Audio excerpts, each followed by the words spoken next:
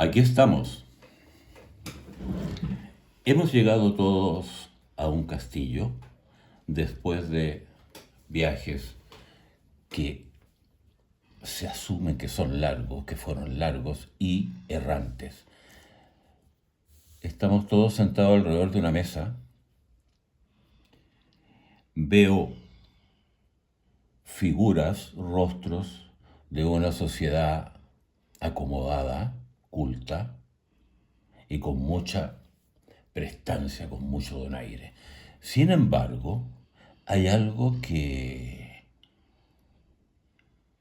me sorprende. No podíamos hablar. Estábamos todos mudos y nos tratábamos de comunicar mediante gestos o expresiones faciales. El dueño de casa, por decirlo de alguna manera, de pronto saca un mazo de cartas y lo pone sobre la mesa. Este acto generó expectación entre los asistentes y veo con extrañeza e interés que un joven que estaba sentado frente a mí toma el mazo de cartas, saca una y la pone sobre la mesa. Curiosamente, la carta se parece mucho a su fisonomía. Un hombre joven, vestido lujosamente, con mucha prestancia, mucho donaire y con un gesto como de ofrecimiento, de que va a ofrecer algo. Sin embargo, yo lo miro y lo veo un tanto nervioso. Toma nuevamente el mazo y empieza a sacar cartas manifestando una expresión corporal, la cual me va permitiendo a mí descubrir la historia que nos está narrando. La primera carta que saca es un rey de oros. Yo comprendo entonces que su padre, un hombre acaudalado, que en la carta se ve un poquito más mayor que el caballo de copas, lujosamente vestido y con una moneda de oro en la mano, había fallecido recientemente. Por lo tanto, nuestro caballero de copas había entrado en posesión de una cuantiosa fortuna, 10 de oros. Sigue nuestro joven sacando cartas y yo sigo descubriendo la historia que nos quiere contar tácitamente con ellas. Después de la muerte de su padre y de haber heredado una gran fortuna, él toma su caballo y parte en un viaje, seguramente para encontrar alguna bella y acaudalada dama con quien contraer nupcias. Para eso se interna en un bosque y al mirar la imagen de la carta que él ha sacado, un 9 de bastos, vemos una intrincada espesura con un camino vertical que lo atraviesa, que simboliza el viaje de nuestro caballero de copas por el bosque. La siguiente carta demuestra un marcado nerviosismo en los gestos de mano de nuestro relator, y no podía ser de esa manera. Es la fuerza, que en este tarot está representada por un malandrín que golpea furiosamente a un pobre león. Inmediatamente, al ver la cara de terror de nuestro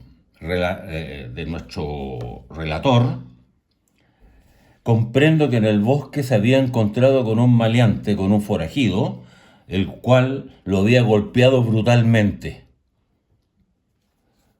A continuación, con gesto de temor y de congoja, saca la siguiente carta, el colgado. El forajido, después de golpearlo brutalmente, lo había dejado colgado de un pie en el bosque abandonado. ¡Oh! ¡Qué situación más terrible para nuestro joven que salió en busca de una bella y acaudalada doncella para contraer matrimonio! Pero veamos la siguiente carta. ¿Qué viene ahora? ¡Oh! ¡Oh! Es la templanza. Veo como en la cara se le suaviza a nuestro joven relator. Él, desde su posición invertida, ve aparecer en la espesura una jovencita con dos jarras de agua en las manos, seguramente hija de un leñador o quizás una ninfa de los bosques, la cual lo desata y lo salva de su difícil situación. Lo lleva a una fuente en la cual nuestro desgraciado protagonista bebe agua después del triste suceso acontecido. Pero esto no es una fuente cualquiera, es una fuente que llama a sentimientos, que va más allá del agradecimiento o de la compasión. O entre nuestro protagonista y esta damisela del bosque ocurre una historia de amor que se consagra sobre la hierba. Sin embargo, la vida no es un cuento de hadas. Y nuestro 7 de bastos, que es la última carta aquí presente, indica que nuestro protagonista, luego de amar a esta bella doncella que lo salvó, la abandona y sigue su camino. Buenos días, tardes, noches, amigos del conocimiento silencioso Tarot. Aquí Julián y Océano haciendo una versión reducida y muy bellamente interpretada por Julián. Muchas gracias. Del libro que hoy venimos a compartir y comentar con vosotros, El Castillo de los Destinos Cruzados de Italo Calvino. Este es un ejemplo de el primero de los cuentos del castillo. Italo Calvino fue un novelista, periodista, cuentacuentos muy reputado en el siglo XX. Nació en el 23 en Cuba, no en La Habana, pero sí en Cuba, aunque eso fue algo, digamos que meramente accidental, porque realmente para los 2 añitos ya estaba de vuelta en Italia, de donde es su familia. Y para el año 73, con 50 años recién cumplidos, publica El Castillo de los Destinos Cruzados. Es la única vez que Italo Calvino se asoma al tarot en lo que hipotetizamos que es un haberse enamorado del mazo Visconti. Como buen italiano, supo del mazo Visconti, expuesto en parte en la Biblioteca Museo de Nueva York de J.P. Morgan, Pierre Paul Morgan por entonces, y en parte en Bérgamo, en su querida Italia, ¿no? Él se enamora de este mazo y empieza a indagar. Como buen novelista, como buen hombre de letras, como buen cuentacuentos, se propone algo ambicioso. Estamos comentando este libro porque es un libro muy querido en la comunidad del tarot, lógicamente. No todos los días un novelista de reputación mundial escribe todo un libro empleando el tarot, y sí queremos comentar qué cosas tiene para aportar y qué cosas no, porque cuando los tarotistas nos ponemos a ensalzar algo a veces nos pasamos, ¿no? Está dividido en tres partes realmente, pero bueno, tiene dos partes importantes. La primera, que es el castillo de los destinos cruzados, que es empleando el Visconti Sforza, y la segunda, que es la taberna de los destinos cruzados, empleando el Comber, el Nicolás Comber, que pululaba por aquella época en la versión de Paul Marteau de la Casa Grimaud. Él invierte 5 años en algo que tiene que ver más con la semiótica, con emplear las imágenes como inspiración y fuente de extracción de analogías con la subjetividad de uno para la obra creativa. Y desde ese punto de vista sí tiene un valor ver cómo él va tejiendo cuentos inspirado, motivado por las imágenes que van apareciendo ante sus ojos, ¿no? Él no sabe nada de tarot, y eso es de lo más importante que deja claro al comienzo del libro. Quiso hacer una comparativa entre el tarot de Marsella, el Nicolás Comber, y el Visconti, marcando el castillo y la taberna, porque uno es muy lujoso y el otro es más tosco y más vulgar, con menos detalles. No se le nota tanto en el relato como nos anuncia que iba a ocurrir. Y quizás lo más, es un poco decepcionante, es lo que él se había propuesto, que queda bien anunciado en el prólogo, pero luego no plenamente cumplido, que es extender la totalidad del mazo y cruzar los destinos de los distintos cuentos, que es algo que, le absorbió 5 años, le torturó la mente para intentar conseguirlo, y consigue parcialmente. La narrativa es muy de cuento, es muy de cuentos de Canterbury, motivado por la Europa medieval y demás, ¿no? Y yo sí creo que es atractivo y que se debe de leer. Además es muy breve, se lee enseguida.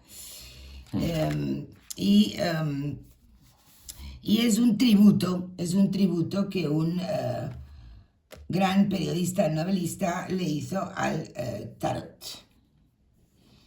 ¿A ti te gustó, Julián? ¿Cuál fue tu sentir del Castillo de los Destinos Cruzados de Italo Calvino? Este es considerado un libro no muy masivo, porque tiene una estructura bastante particular, en el cual se conjugan como 3 planos. Uno es el narrador, otro es el que narra su historia, pero en forma muda. Claro, sí. Y escogiendo cartas. Exacto. Y el tercer plano son las imágenes mismas que van generando y van definiendo la historia. Por lo tanto, es una estructura literaria bastante particular que no a todo el mundo le va a agradar o le va a ser fácil de seguir, o van a querer hacerlo. No obstante, dentro de los círculos doctos e intelectuales, está muy bien considerado. Sí. Porque, en primer lugar, tú dejaste claro que es una interpretación libre, que él no sabe nada de tarot. No, él no sabe nada de tarot. Bueno, como ha quedado claro en el relato que hemos Pero ejemplificado. convierte al tarot en una máquina narrativa combinatoria. Y eso es a mi juicio, el énfasis está en lo combinatorio. Sí. En esa palabra. Fase combinatorio. Este señor, no sé motivado por qué, se empeñó en hacer un crucigrama Sí. en el cual, porque nosotros ejemplificamos una de las historias, ¿no es cierto? Son muchas más, y esas historias él las va disponiendo en una cuadrícula, en una matriz, y se supone que esto se puede leer así, así, así o así, y las historias se van entrecruzando y las cartas van coincidiendo, por lo tanto es Bueno, eso es lo que él quería conseguir. es un ejercicio bastante complejo, Sí, sí. bastante complejo y no conseguido a plenitud. No. No conseguido a plenitud, porque yo me tomé el trabajo de seguirle el hilo a 2 o 3 historias y no lo logra. No lo logra. Otra cosa que quisiera yo acotar, porque me va a servir como base para lo que voy a decir después, es que él se basa en ciertas obras de literatura mundial Así. para Sí. efectuar su historia. Utiliza a Macbeth, en a el- King Lear. Sí. Claro, en el caso del castillo, él se basa en historias de Orlando el Furioso. Ah, sí. Y en el caso de Marsella, cuando usa el Conver, aparece Hamlet, aparece Parsifal, aparece Don Juan, aparece Fausto y algunos más. Por lo tanto, las historias no son tan espontáneas, en No, primer lugar, no. porque están basadas, ¿no es cierto?, en una estructura de la obra literaria famosa. Eso es un punto también súper importante. Y para leer este libro hay que tener muy claro los criterios de construcción que sigue. Pero sin embargo, parece ser un ejercicio literario, semiótico, y parece tomar un poco el estandarte de Borges, cuando Borges decía que la literatura era una fuente de la que debe beber la creación. Ese era el sentido de Borges, que después lo siguió Cortázar también. Y parece ser que el señor Calvino algo de eso quiere tomar. Y esta obra se considera una hiperficción Sí. y una referencia para la creatividad. Por lo tanto, el libro tiene su toque, tiene su sustancia. ¿Que está conseguido plenamente? Absolutamente no. No. Hay algunas historias que son bastante inconexas. Bueno, él mismo confiesa que tenía planificado hacer el tercer importante cuento, que era el motel de los destinos cruzados, y que fue tan agotador el intento de poder tejer el entrecruce que lo abandonó y no siguió, no quiso seguir. Claro, pero en las dos matrices que tiene aquí del castillo y de la taberna, no está logrado el objetivo. Plenamente no. No está logrado el objetivo, y las historias de repente se le escapan a pesar de estar basadas en estas obras señeras de la literatura, de repente se le escapan y tienen un cierto nivel de incoherencia, porque de repente él transforma tranquilamente al emperatriz en el diablo, ¿no? La dama que simboliza a la emperatriz en su trono se convierte en un demonio, ¿ah? Y entonces tiene ese tipo de licencias, ese tipo de licencias que hacen de que voy a decir una frase que a mí siempre me llamó mucho la atención porque me la dijo un profesor de la universidad. Quiso pero no pudo. Quiso pero no pudo. Quiso pero no pudo. Así resumiría yo la obra del Castillo. En su favor diré que el propio autor también ¿Lo reconoce? Lo reconoce, ¿eh? Bueno, de hecho tiró la esponja. Sí, o sea, abandonó la tarea y la tercera etapa no la concretó, que era el hotel o un motel, no sé. El hotel de los destinos cruzados. Sí. Pero a ti en general, ¿qué sensación te deja, el libro, la obra, la intención, la ejecución, etcétera? Bueno, a ver, yo repito, creo que es una obra que puedo comprender por qué es tan admirada y mencionada y valorada dentro de la comunidad de tarotistas, ¿no?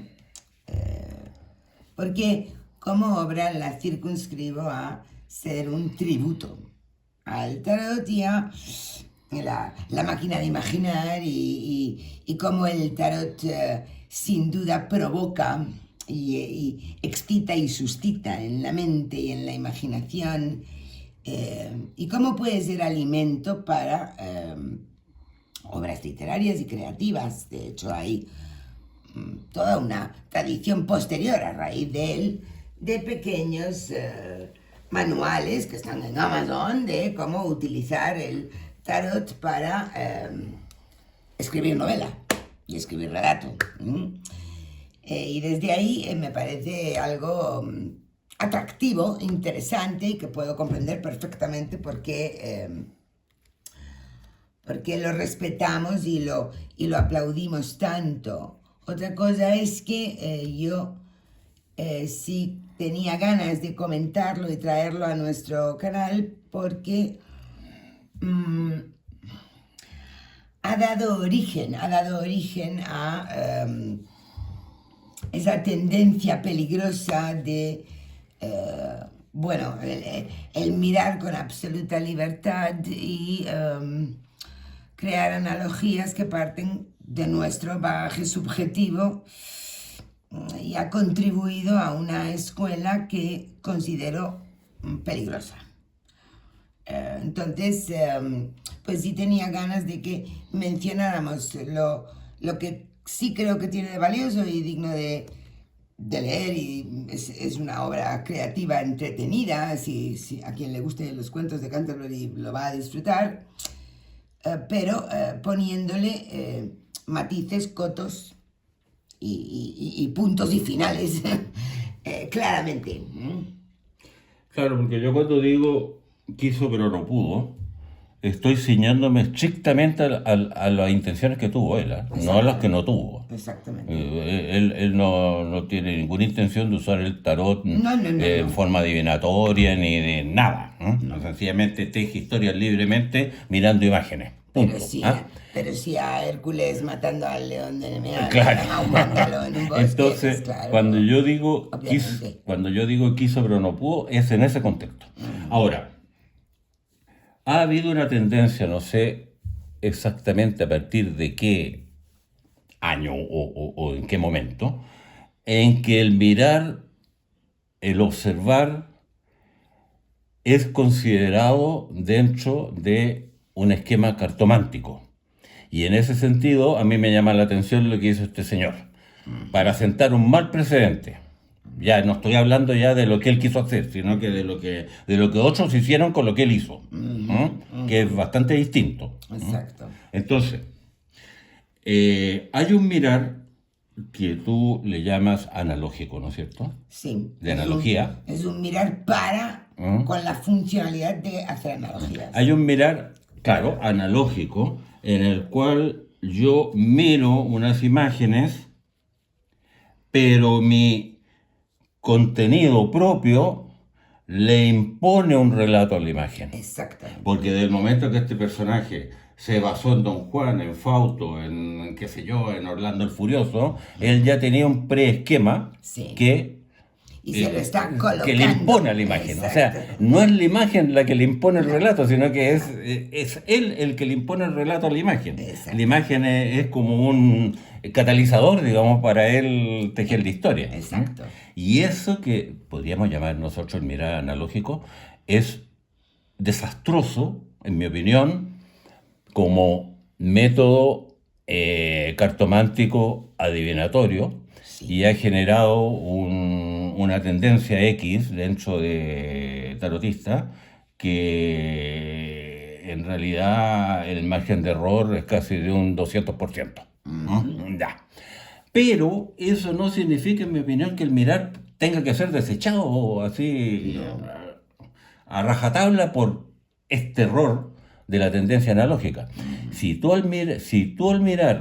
nosotros al mirar le ponemos anclajes, cable a tierra, que tengan que ver con una estructura con un método de lectura cartomántica, el mirar se puede convertir en una poderosa herramienta auxiliar para disminuir, por ejemplo, el margen de error. Pero tú tienes que ponerle algunos, ¿cómo podríamos llamarlo? Pie derecho, algún cable a tierra en que impida que esa libertad que tiene el mirar analógica se desboque y pueda ser perfectamente operativo y cooperativo para una lectura cartomántica. Luego viene ya el contenido propio del tarot, ¿no es cierto? El contenido analógico simbólico en otro estadio. ¿Eh?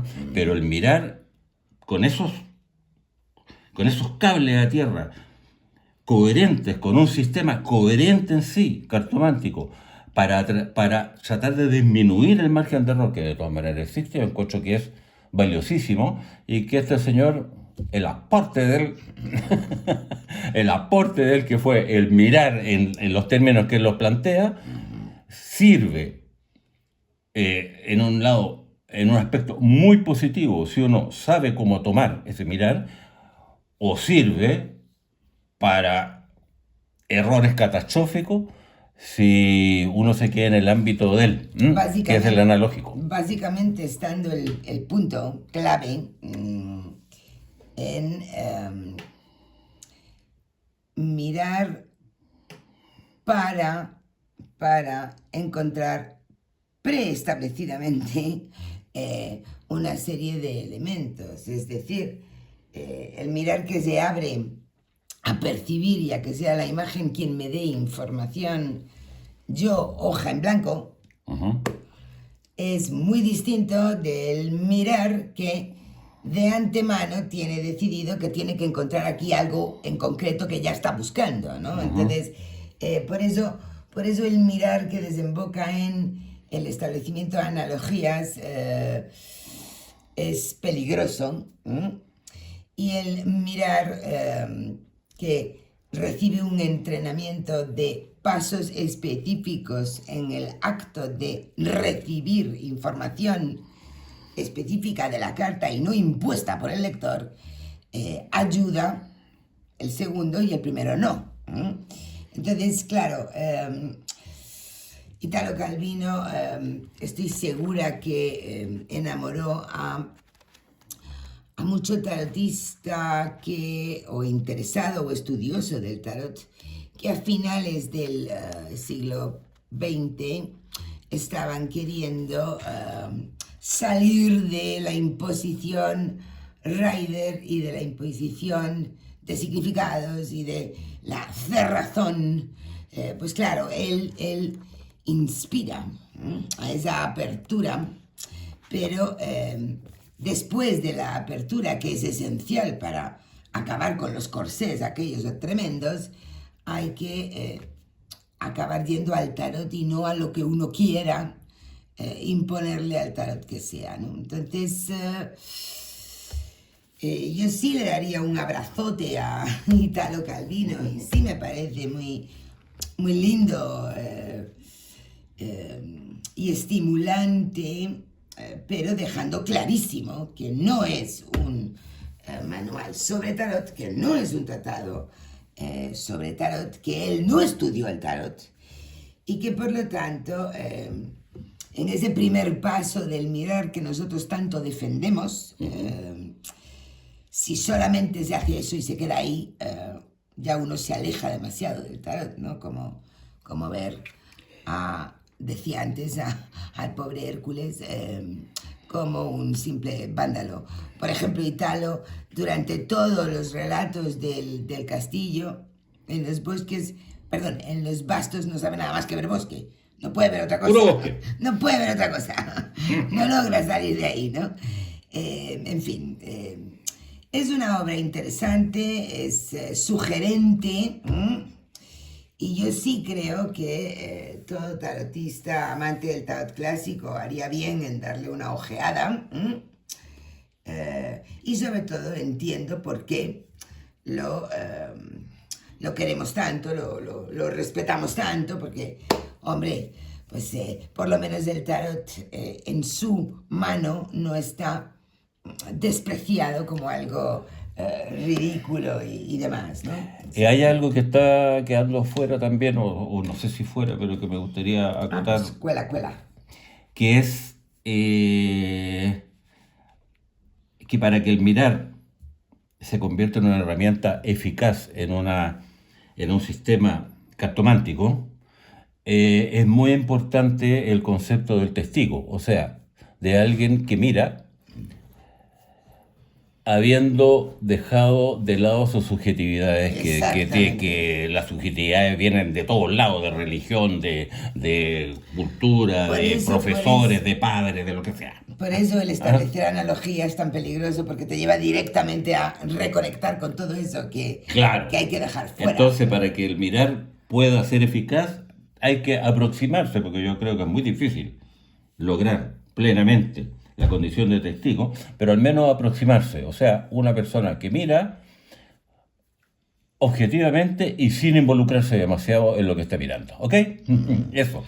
Por lo tanto, amigos, si no habéis leído El Castillo de los Destinos Cruzados, aquí tenéis una referencia, presentación para ver si os apetece echarle un ojito. Yo sí os recomiendo que le echéis un ojito, pero con estas sugerencias y comentarios que hemos compartido hoy. ¿Algo más? Nada más por hoy. Hasta la próxima. Besos para todos.